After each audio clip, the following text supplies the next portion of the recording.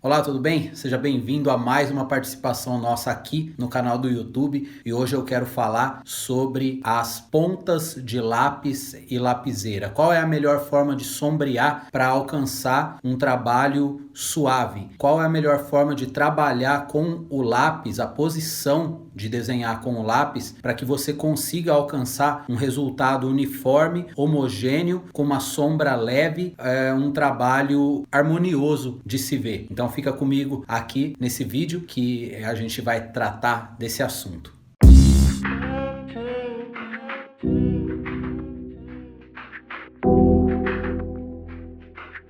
Bom, durante o tempo em que eu dei aulas presenciais de desenho realista, eu percebi a dificuldade que muitos alunos têm em controlar o peso da mão na hora de fazer um sombreamento. Sempre exageram ou deixam muito leve. Conforme o tempo foi passando, eu percebia que a grande maioria tinha uma dificuldade enorme de manter um traço leve, um traço que fosse do começo do desenho até o fim, conseguisse ser suave, conseguisse ser leve realmente. E hoje, nas aulas virtuais, pela experiência que eu adquiri com as aulas presenciais, quando eu vejo um desenho de aluno dentro do grupo, né, que a gente dá suporte, eu já percebo se ele usou o lápis deitado ou se ele usou o lápis mais em pé, se estava com a ponta mais fina ou se estava com a ponta mais grossa. Porque o lápis com a ponta mais grossa, ele sempre dá um aspecto mais rústico ao desenho. Ele sempre dá um aspecto mais poroso de acordo com o papel que está sendo usado e nunca consegue alcançar uma precisão no sombreamento. Sempre fica meio manchado, sempre fica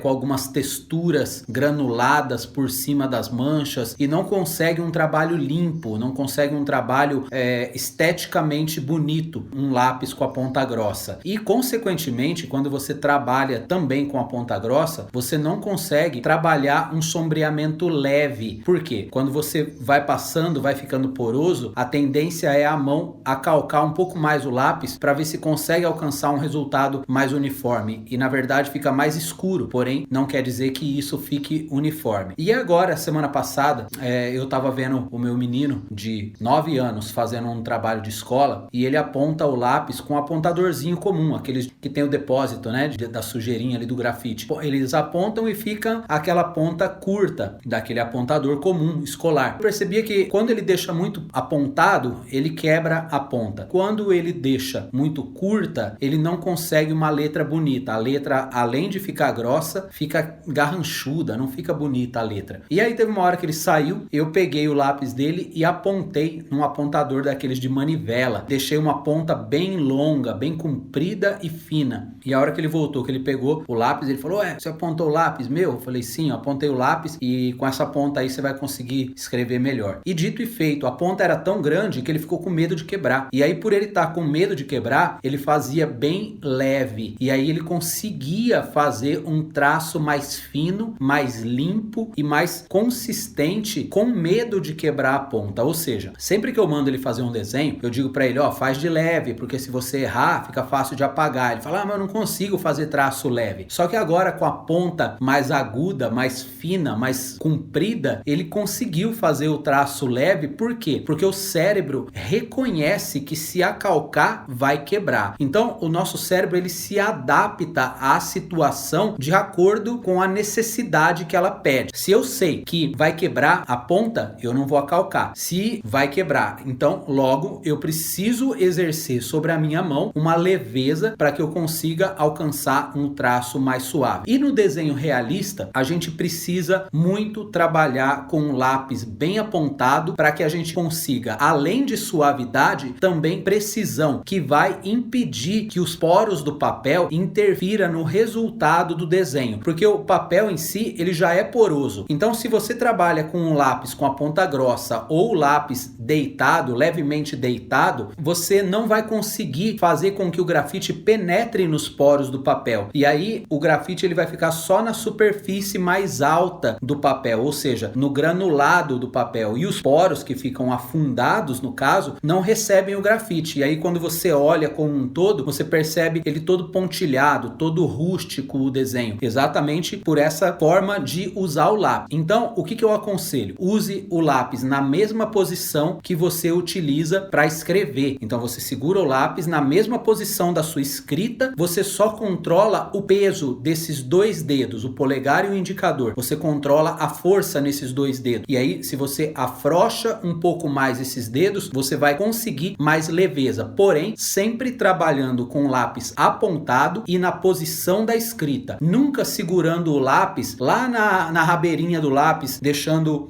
o lápis deitado para conseguir mais leveza. Você consegue leveza desse jeito, porém não consegue precisão. E no desenho realista, guarda isso. Você precisa de leveza, mas também precisa ser preciso. Ficou meio redundante, né? Precisa ser preciso para que você consiga penetrar nos poros do papel e gerar assim um aspecto harmonioso no seu desenho e não aquele aspecto riscado, rabiscado pelo lápis, tá? Então fica essa dica do lápis. Outra coisa é a lapiseira também. A lapiseira 05 e a lapiseira 03 também é bem legal de você usar. Se você for usar, por exemplo, a 05 com grafite 4B, você tem ali um grafite bem escuro e ao mesmo tempo muito macio, ou seja, ele quebra com facilidade. E se você deixar a ponta bem alongada, você vai perceber que qualquer movimento em falso, você vai quebrar a ponta. Então é legal para você treinar a leveza da sua mão. Você trabalha com a ponta bem para fora da biqueira da lapiseira e aí quando você vai desenhar, você já exerce leveza na mão. E é essa leveza da mão que vai treinando ou vai condicionando o seu cérebro a exercer sobre a sua mão o controle necessário para produzir o tipo de traço que você deseja. E na lapiseira 03 a mesma coisa, porém a lapiseira 03, o grafite mais macio que você tem para ela é o B ou 2B na linha técnica, que é a mesma coisa do B da linha artística. Quando você vai usar, mesma coisa, pode pôr a ponta bem para fora e treina a trabalhar ali, passando a informação para o seu cérebro de que a sua mão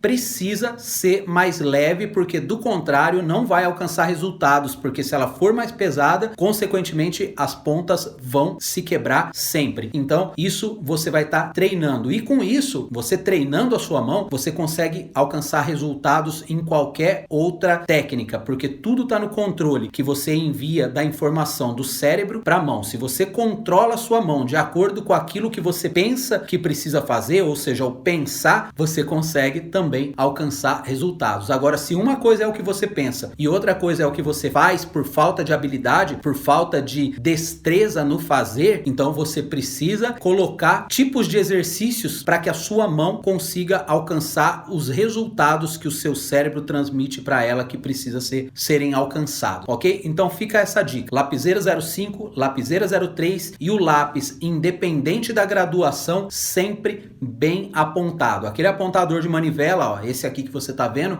é o ideal para você conseguir fazer uma ponta longa. Ou então estilete, só que o estilete demora mais, né? Você tem que tirar a madeira, afinar a mina para ficar aquela ponta bem pontiaguda e conseguir também um resultado bacana, ok? Se precisar, eu mostro num outro vídeo isso na prática, a diferença de uma coisa e outra, os movimentos que você pode estar fazendo para conseguir um resultado mais homogêneo, mais liso, mais bonito, e a gente faz um vídeo mostrando isso aí. Deixe seus comentários, se você curtiu esse vídeo, deixa o seu like, se inscreva no nosso canal e em breve a gente tá colocando novos vídeos aí com novos conteúdos, às vezes prático, às vezes teórico, mas sempre enriquecendo de alguma forma o seu conhecimento no desenho realista. Grande abraço e te vejo no próximo vídeo. Valeu!